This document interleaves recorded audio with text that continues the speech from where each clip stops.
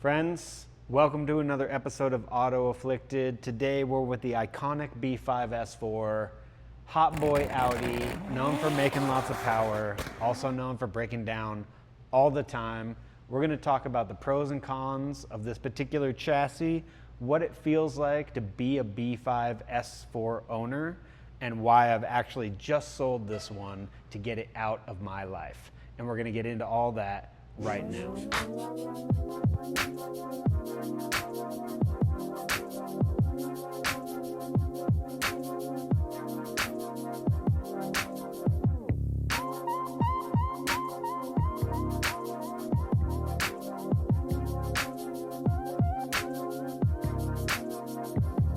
Right, so the B5 S4. This one is obviously an amazing Amole Yellow Avant. I picked this up only about a month ago. Well, in real world time, about a month ago. In YouTube time, you know, it's probably about 6 months since the last video I might have made about this. But I had remembered that my friends at 2 Bennett had this vehicle. It was something I was never really looking for because, you know, B5 S4, generally, either people want a ton of money, a whole pot of gold for their like nice low mile, which means 150,000 miles car, or it's a 250 plus thousand mile total clapper, and the guy that's selling it to you bought it from a guy who bought it from the guy who bought it from the guy who said that the timing was done. That's just totally typical. So you're just getting into a huge can of worms generally, right? So either high money or totally clapped. And totally clapped is still $4,000, $5,000. So it's an interesting dynamic, but I remembered my buddies had this one. It's got 140,000 on the motor and 180,000 on the chassis. Is it clapped? It's like half clapped, right? So again, like I said, I never wanted this car just because of all the factors, but at the same time, I love this car. It's so beautiful. The engine has so much potential. The seats, I mean, everything about it is just really nice. And it comes from a great period of time when Audi was breaking new ground. They'd just come out with, you know, the all aluminum A8.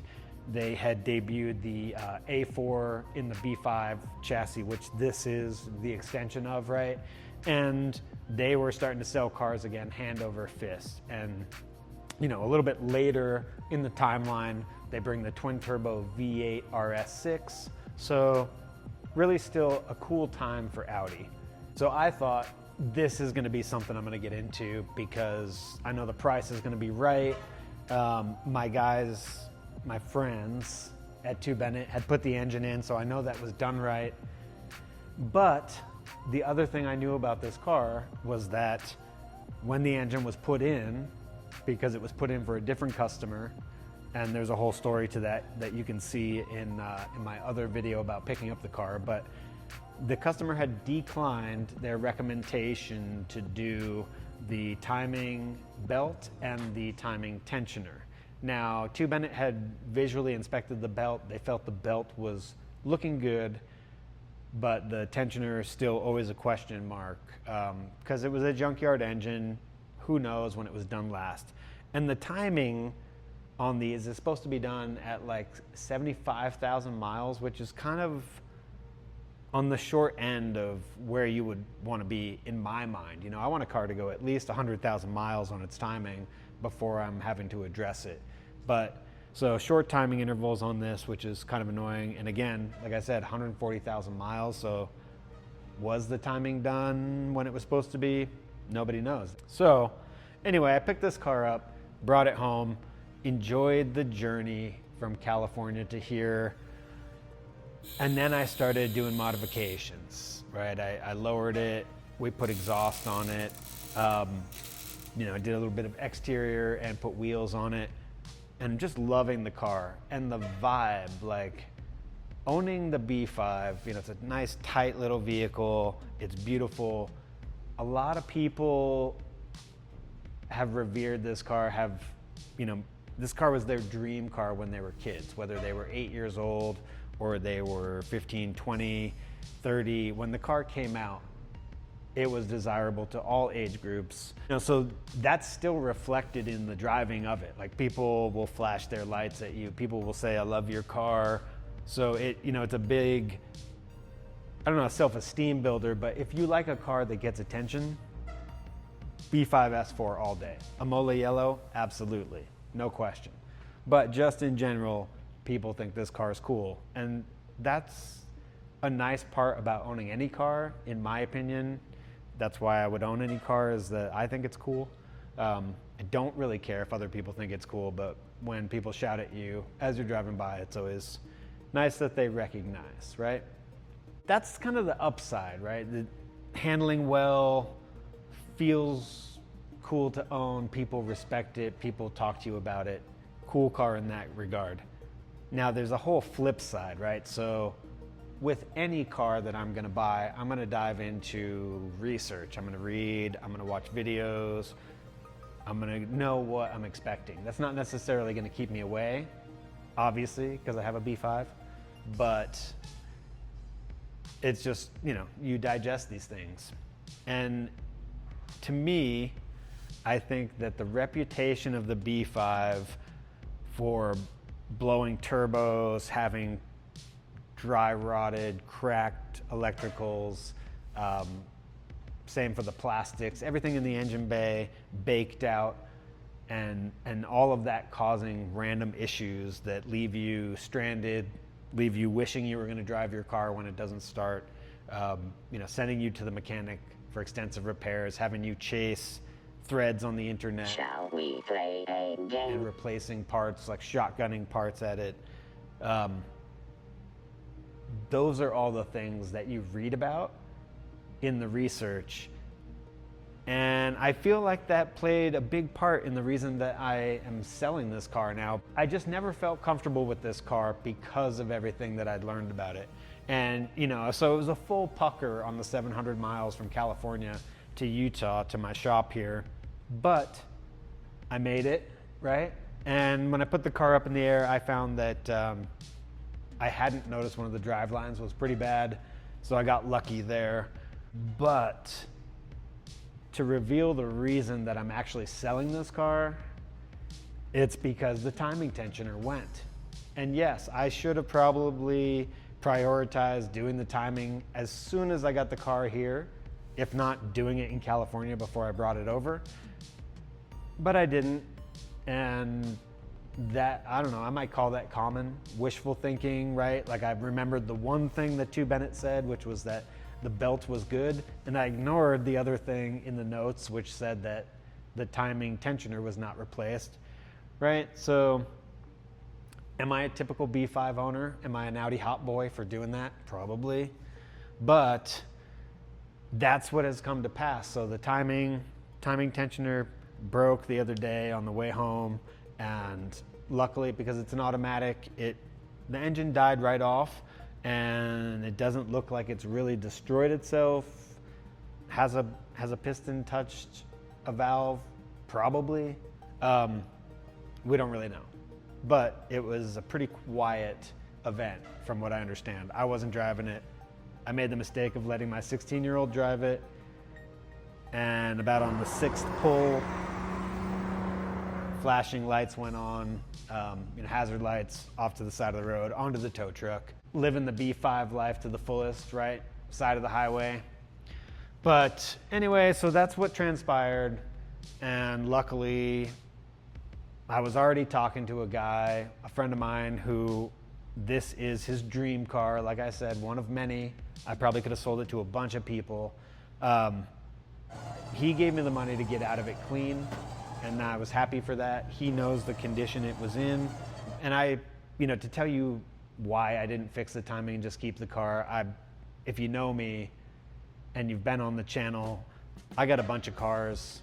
And at the time, my V12 Benz wasn't going in reverse. My CLK 55 Benz had a hole in the motor. And my V8 that I bought for 80 bucks, that's an $80 car. It's not even ready yet. But so this was what I was dailying. And so, you know, over the weekend after it broke, just get rid of it, get clean. But I gotta say, I enjoyed my time with it. Would I do it again? I don't think so. I would say if you're interested in a B5,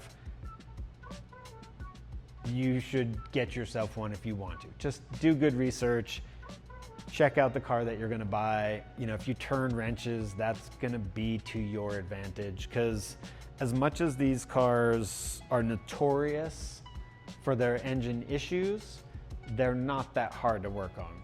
So talking about the engine and its notorious issues, right? Really cool 2.7 turbo, V6, capable of going stage 3, making 600 horsepower. You can have all the shotgun blasts and you know, no lift shifts and crackle tunes you want on it. Total hot boy. And it handles awesome. But the main problem with these engines is that the engine bay is just too tight.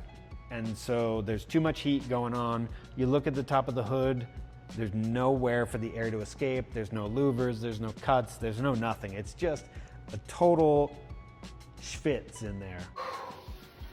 It's like a sauna in here. Well, not a schwitz, because it's usually not that moist, but just baking, oven style. So that bakes out your turbos, that bakes out all the plastics in the interior of the engine. It's gonna bake out your sensors and your wires. And then that's the stuff that really leads to this unreliability of this chassis. So what could you even do about that? Well, as you're working with your B5, you can work to improve the cooling within the engine. It really needs more airflow in my opinion. So really the main thing with this engine is as you're increasing the performance, you really need to increase the cooling, but it's not really set up for that. So that's kind of like a difficult task. And I don't think anyone's ever focused on it. I could be wrong. If I'm wrong, drop it in the comments, let me know. You know, I'm wrong all the time. But for example, this motor comes in the C5 chassis as well, in the A6. And in the A6, it doesn't have all of those same problems because the A6 just has a bigger engine bay, there's more airflow, and so it just lives that much happier. You know, A6s, you can go hundreds and hundreds of thousands of miles without the same type of issues that you'll have inside the engine bay of a B5. But that's just what it is. So, you know, if you're wanting to live the B5 life, you're kind of stuck with the B5 life. There's not a lot of ways to circumvent the issues. At the same time, it could be worth it. You know, I just don't think that the B5 is like, in my opinion, it's a car you can enjoy. Dailying it, definitely possible. I've been in a 450,000 mile B5 S4 that had basically 3 of everything done to it. You know, original motor, and I think it had original trans, but the timing, the suspension, you know, water pump.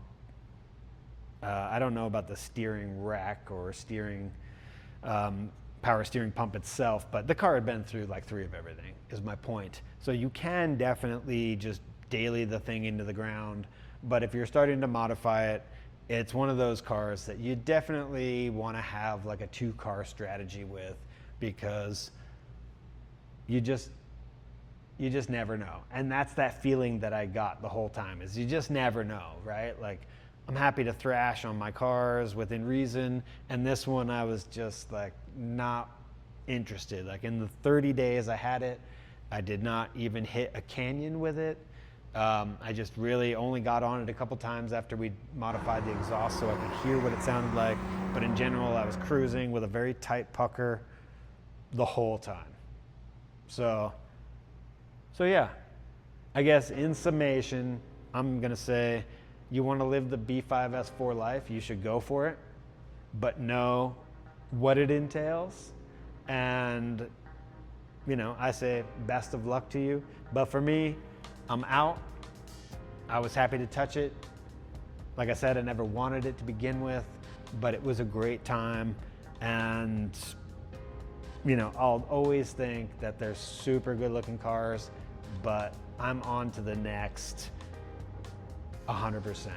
And part of the whole thing is like, yes, you can make 600 horsepower here, but over the many years I've learned that instead of going from 250 horsepower to 600 horsepower, you're better off to start with more horsepower and ask a little bit less of your engine. You're gonna be happier all the way around. So, you know, if you're in this generation, I would say go RS6 all day, twin turbo V8 built at the front, easy to maintain, has problems, quirks, yes, makes 450 horsepower stock, right? Of course. What am I gonna do after this? I can tell you the future, somewhere out in the future for me, is a Mercedes with a twin turbo V12 that makes 600 horsepower stock and 700 foot-pounds of torque. That's a nice place to start versus tuning the crap out of this to get the same, right? So anyway, hope you all enjoyed my ramble. If you want to see more of what I'm doing on the daily, you can jump on the Instagram. If you're not liking and subscribing, I wish you would. It's helpful. But you know, do what you want to do. And until the next time, friends, keep on tinkering, keep on loving your cars, and we'll catch you on the next one.